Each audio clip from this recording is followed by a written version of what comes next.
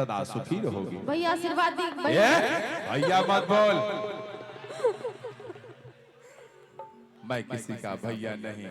मैं हमारी उम्र तो तपस्वी की है बेटा, मैं सैया बनने के जोग हूं। तो के मामा कहीं मामा शुभ शुभ बोल सुंदरी, नहीं तो मैं तेरा भी कल्याण करूंगा।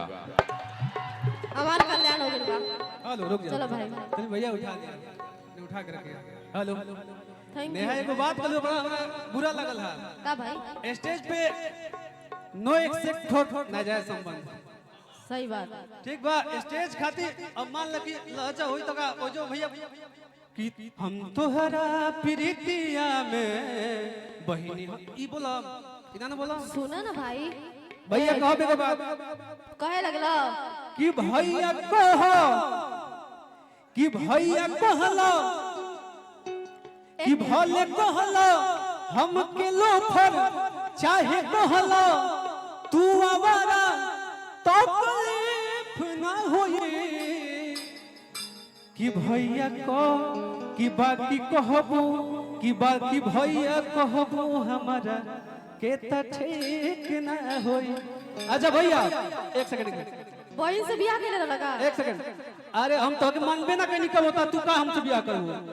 भैया बहन बोली ना ना, सब कोई हालत करके बतावे, सब कोई चाची सब कोई अभी ना बुझाई, सारा लोग हाथ उठावे पहले। पंकज भैया ना ना पंकज सुना, एकदम ना। सुना हमार बात, स्टेज सुना हमार बात। स्टेज स्टेज नहीं कल जाला, तू ही बस शेर नहीं का, यहाँ भी सावा शेर खड़ा बा। एक बात सुना, सुना सुना हमार भैया, बात। ए सर थोड़ा मेजर दीजिएगा तो, ए सर मेजर। सुनो, अरे दिलवा हाथ धके तन डिले भैया। पंकज हेलो एक सेकंड मेरा बात सुन लो। कि दिलवा हाथ धके अरे मनवा से पूछा अपना चाहे रू कि ना। सुना ना बात, पहले इधर आओ, इधर बाद में गाना। भैया रुकिए, यहाँ पे आओ। जब तरस पहले बार मिला लगे तो का करनी? भैया बोले रही ना। एक बात बताओ तनी, भैया तो बहुत लोग के बोल हम सबके भैया, भैया बहुत लोग के बोल सबके बोले नहीं भाई। अरे तो बोल, हमके एक्सेप्ट नहीं खे, हम मानी तब तू तो। करी तो हार मन नहीं का, एगो तू बात सुनो, अब बात क्यों बता।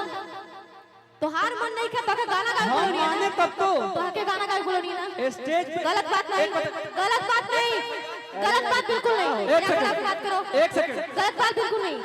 हीरो संग भैया बोला जाएगा भैया, हीरो संग हीरोइन गाना में किसी को भैया बोला जा सकता है। सुनो ना, गायकी का क्षेत्र अलग है, रिश्ता का क्षेत्र अलग है। हमने के लगल सिखावे रिश्ता, तू हमरा सिखेबा। बेटा मैं इस मंच का जज हूँ, मेरे सामने कोई टिक्का टिप्पणी नहीं। सुनिए मेरा बात सुनिए। इस मंच पे कोई भी हो, मेरा नाम रखे है ना, तो मुझे गाने दीजिए। आप ही गाइए बस, हाँ। आप ही का स्वागत मेरा है। अपना मर्यादा है, हमारा कुत्तागिरी करके काम करे नहीं आवेला। तुमसे ज्यादा काम करता है।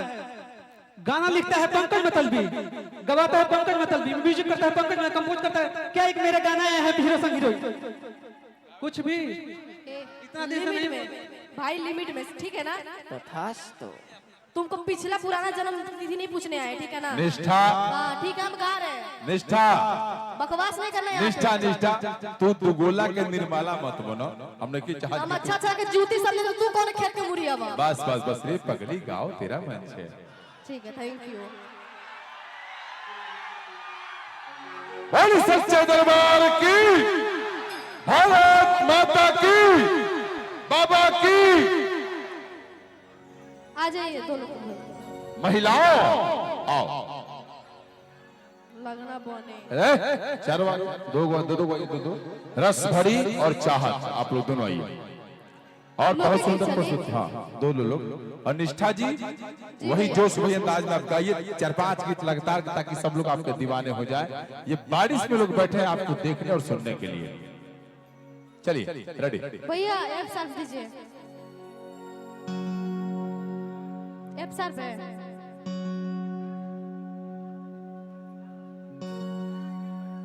काफी देर से आप परफॉर्मेंस कर रही हैं, थक भी गई होगी ना, बहुत थकान हो गया होगा, उसके लिए क्षमा चाहते हैं। हम ज्यादा परेशान नहीं करेंगे, हमारे YouTube वाले भैया एकदम फोकस किए हैं, फोकस से रहे चाहिए।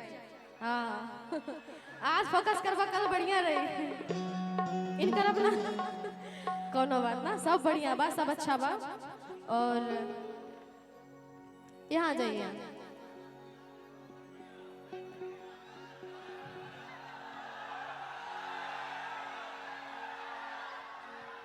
गोलू चंदन बाबू वेलकम टू ऊपर, आप लोग चले आइए। अच्छा हाँ, जलपान करने के लिए जा रहे हैं, आप लोग जाइए और इस्तिंजा करके जल्दी आइए। बलमुआ तोहरे से प्यार हो गया,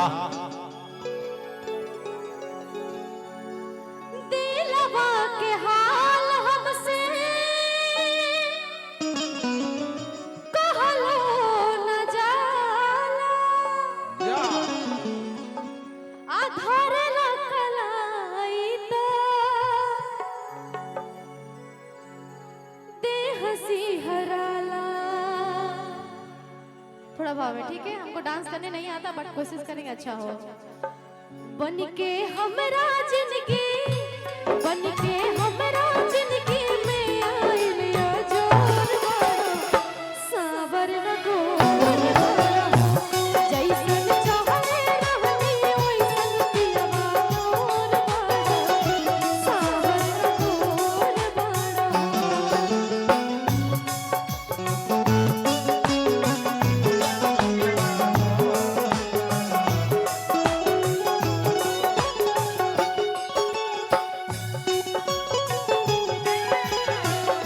भैया भैया भैया भैया रुक जाइए, रुक जाइए।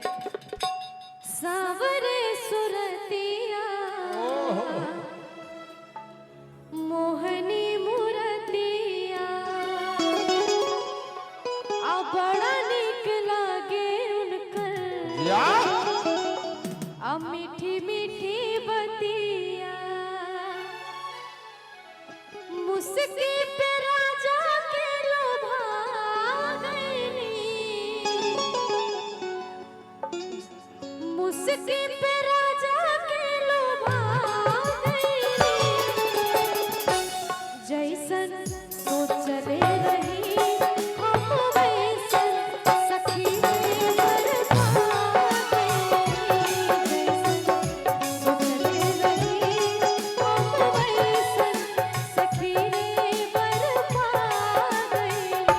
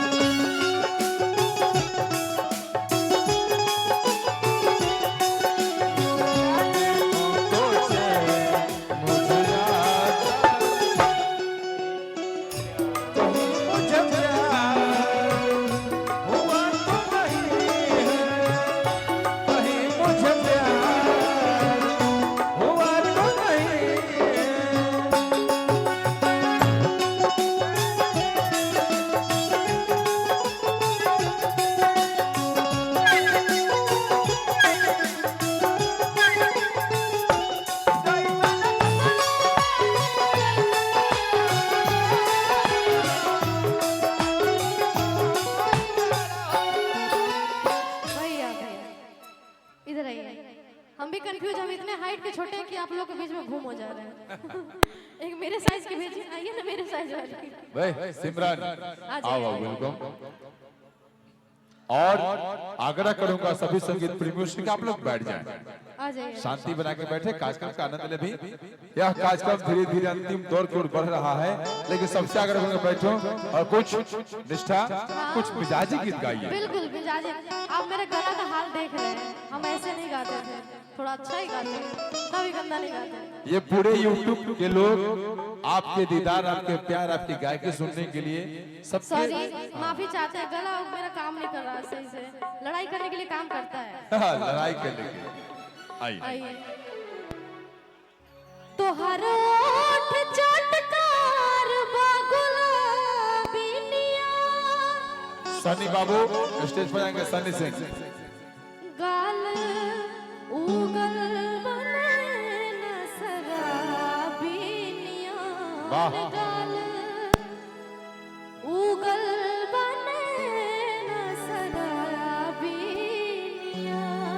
भैया गोरिया चांद के अजरिया नियन गोर बाड़ो, गोरिया चांद के अजरिया नियन गोर बाड़ो। तोहर जोड़ के हुनई है बेजोड़ बाड़ो, तोहर जोड़ के हुनई है बेजोड़ बाड़ो। गोरिया चांद के अजरिया नियन गोर बाड़ो, गोरिया चांद के अजरिया नियन गोर बाड़ो। तोहर जोड़ के हुनई है बेजोड़ बाड़ो, तोहर जोड़ के हुनई है बेजोड़ बाड़ो। भैया सुनिए, यहाँ पे कितना लोग मिश्रा जी आए हुए हैं। मिश्रा जी कौन कौन है? मिश्रा जी नहीं है, कोई नहीं है। यादव जी, अच्छा यादव जी है। स्वामी जी, अच्छा कौन सा स्वामी जी? नरमुंडा स्वामी। जी मामा कहना जी। है मित्रों कि नरमुंडा के चॉइस 18 से 22। आइए आप लोग आइए, जी। बैठिए, सब लोग बैठिए। चंदन कहाँ गया मेरा भाई चंदन? गोलू आइए, आप ऊपर आइए।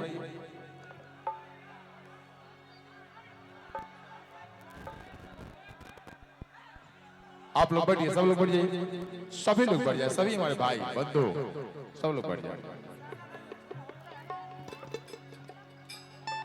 और भाई सन्नी सिंह राजपूत, सन्नी सिंह आप मंच पे आ जाएंगे, हमसे मिलेंगे सन्नी सिंह।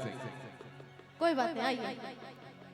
हम गाएं कि रुक जाएं? ना गाइए, गाएं ना। हाँ अभी आपकी बात। अरे कैसे गाड़ पैबो,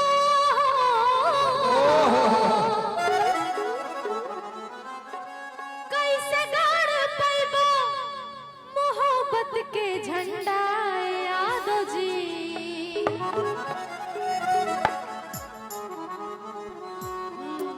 अरे कैसे गाड़ पैबो मोहब्बत के झंडा मिसिर जी, मिसिर जी तू ता बाड़ बड़ा ठंडा, मिसिर जी तू ता बाड़ बड़ा ठंडा। कैसे गाड़ पैबो मोहब्बत के झंडा, कैसे गाड़ पैबो मोहब्बत के झंडा ए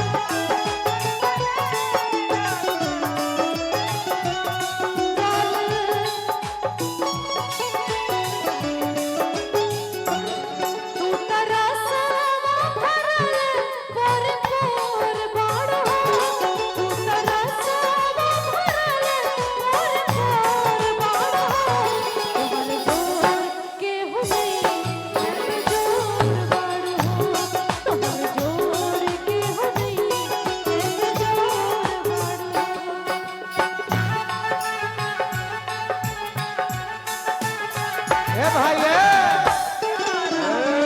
रहेगा चलत रहे। ये गाना जो है लाइन मैं अपने श्रोताओं के लिए मरता हूँ और इनको खुश करने के लिए गा रहा हूँ कि एक लड़की क्या कह सकती है। कौन गलती कइली पहिला भेंट में राजा जी दर्द होता पेट में राजा जी दर्द होता पेट में राजा जी